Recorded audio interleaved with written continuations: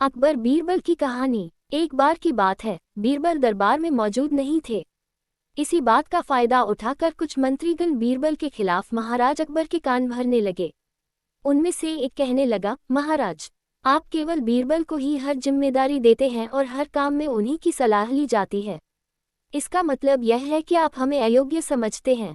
मगर ऐसा नहीं है, हम भी बीरबल जितने ही योग्य हैं। महाराज को बीरबल बहुत प्रिय थे। वह उनके खिलाफ कुछ नहीं सुनना चाहते थे, लेकिन उन्होंने मंत्रीगणों को निराश न करने के लिए एक समाधान निकाला। उन्होंने उनसे कहा, मैं तुम सभी से एक प्रश्न का जवाब चाहता हूँ, मगर ध्यान रहे कि अगर तुम लोग इसका जवाब न दे पाए तो तुम सबको फांसी की सजा सुनाई जाएगी। दरबारियों ने झिझक कर महाराज से कहा था, ठीक है महाराज, हमें आपकी ये शर्त मंजूर है, लेकिन पहले आप प्रश्न तो पूछिए।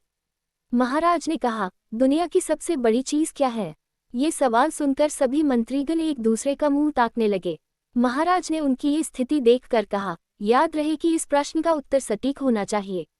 मुझे कोई भी अटपटा सा जवाब नहीं चाहिए।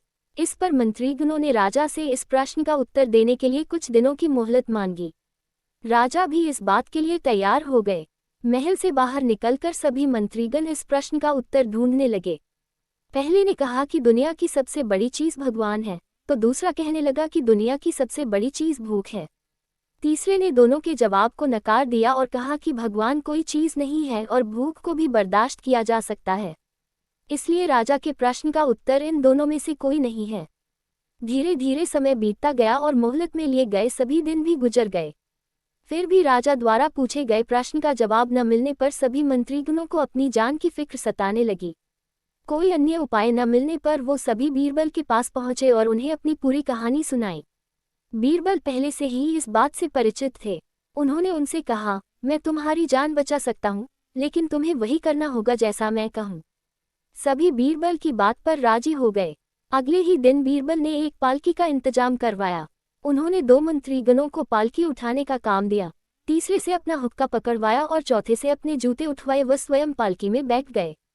फिर उन सभी को राजा के महल की ओर चलने का इशारा दिया।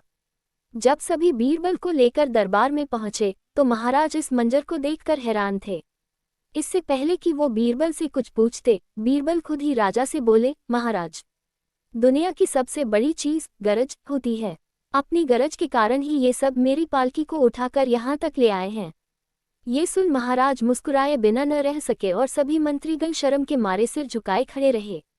कहानी से सीख। इस कहानी से हमें ये सीख मिलती है कि हमें कभी भी किसी की योग्यता से जलना नहीं चाहिए, बल्कि उससे सीख लेकर खुद को भी बेहतर बनाने की कोशिश करना चाहिए।